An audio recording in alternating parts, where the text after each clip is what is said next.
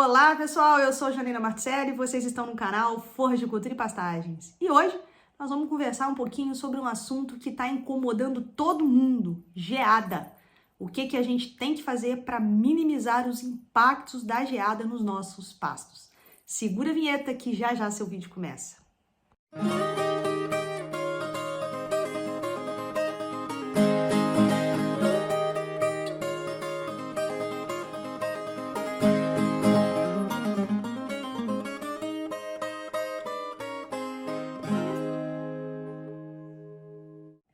E aí, pecuaristas do Brasil, tudo bem com vocês? Então, pessoal, vamos lá, né? Essa noite a gente teve um friozinho brabo aí, eu tô aqui até de cachecol em São João del Rei, tá frio pra caramba aqui, 11 graus, né? Então, a gente sabe que tem previsão aí pra geada, e esse ano as geadas se anteciparam, né? Então, ano passado a gente teve muito problema com geada, e agora de novo elas voltando pra perturbar a cabeça.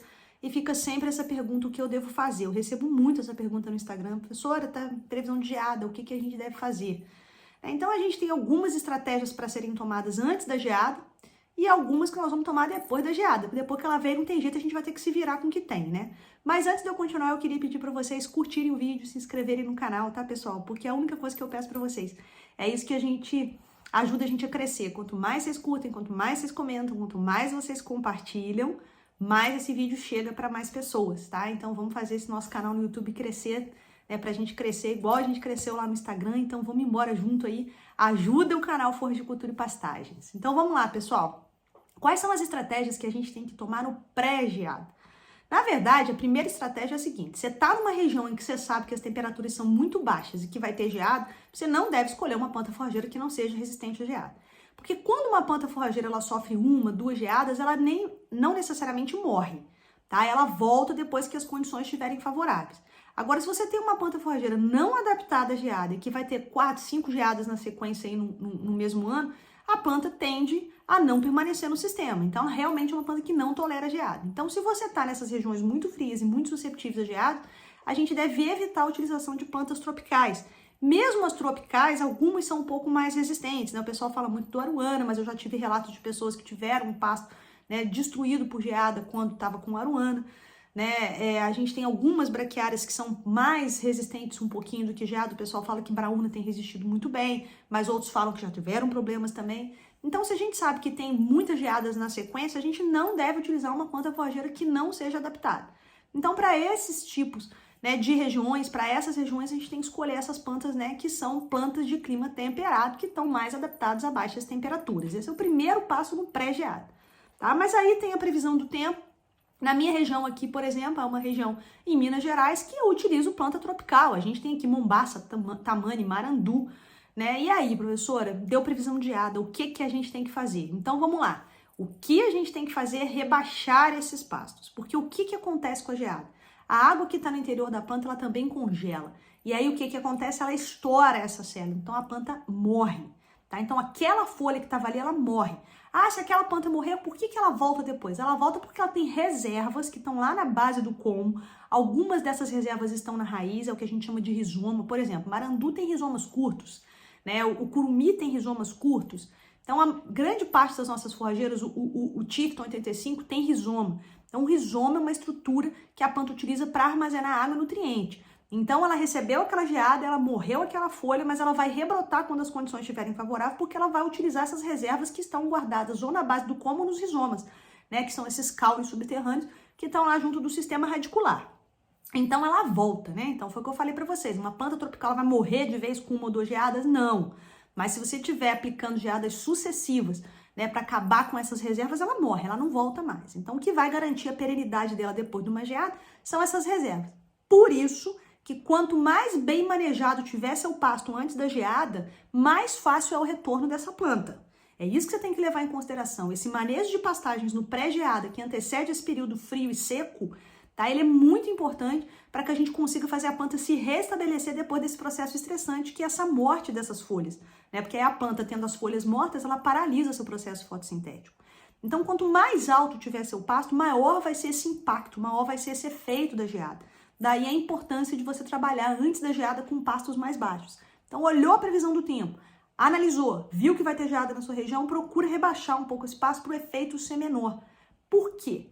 Porque depois que a geada passou, você tem que induzir esses animais que você tem na fazenda a consumir esse pasto que foi queimado pela geada, né? Então muita gente inclusive roça, tá? Mas é interessante que esse capim, mesmo no pós-geada, ele vire arroba e ele vire leite. Então o que eu vou falar para vocês aqui é um aproveitamento total desse capim. Então no pré-geada, escolher uma planta que seja adaptada se a sua região for muito forte.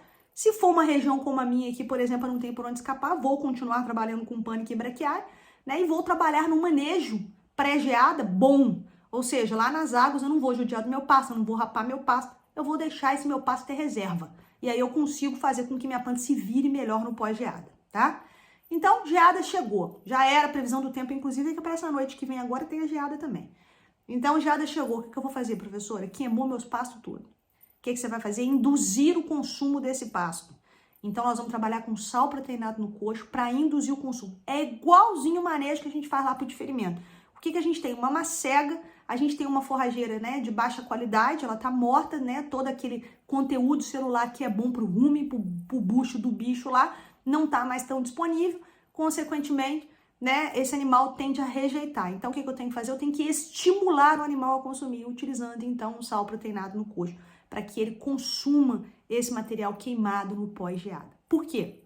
E eu tenho que fazer isso imediatamente, tá? Por quê? Porque senão esse material apodrece. Depois que ele vai ficar apodrecido, aí o animal refuga definitivamente, não há mais o que ser feito. Então, imediatamente após a geada, o dia lá que deu a geada, né, se seu pasto está queimado, o que a gente tem que fazer é isso, né? Induzir esse consumo por parte dos animais. Aí a gente consegue fazer com que a nossa planta se restabeleça mais rápido. Então, quais são as dicas? Utilizar forrageiras que sejam adaptadas se a sua região for uma região de muita incidência de geada, tá? Manejar os seus pastos muito bem manejados num período, né, que a gente tem as condições favoráveis de crescimento, como chuva e temperatura.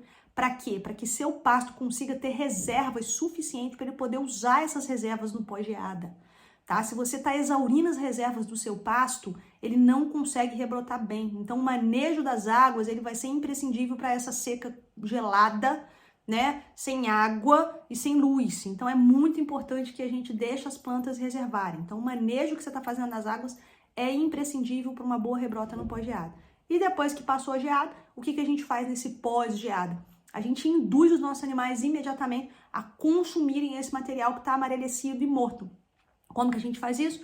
Com um sal proteinado no coxo, um proteinado, para que a gente consiga, então, melhorar o nosso desempenho e não perder aquela massa de forragem, tá? Se essa geada ela já acontece no final do período seco, igual aconteceu aqui no ano passado, né, a gente segurou a mão um pouquinho, depois a gente fez aquela roçada estratégica que a gente tem que fazer no final da seca, né, antes da chuva para induzir perfilhamento, e pronto. Só que esse ano ela veio muito antes, né, então ela acaba prejudicando. A gente, por exemplo, não abriu silagem aqui. Então, o que nós vamos fazer é induzir esses animais a consumir esse material que está, então, queimado. Tá bom, pessoal? Quem tiver interesse em adquirir o livro Seu Dinheiro é Capim, é só clicar no link que está aqui na descrição. Então, mais uma vez, reforçando, inscrevam-se no canal, curtam, comentem e compartilhem, porque é assim que esse vídeo e esse canal chega para o maior número de produtores e o nosso objetivo aqui é popularizar ciência e tecnologia na área de pastagem. Transferir para vocês, produtores, uma linguagem científica de uma forma que vocês consigam compreender. Tá bom, pessoal? E eu fico à disposição. Deixem suas dúvidas aqui nos comentários. E lembrem-se sempre, seu pasto é lavoura, seu dinheiro é capim, no pasto é mais barato. Fiquem com Deus e até a próxima.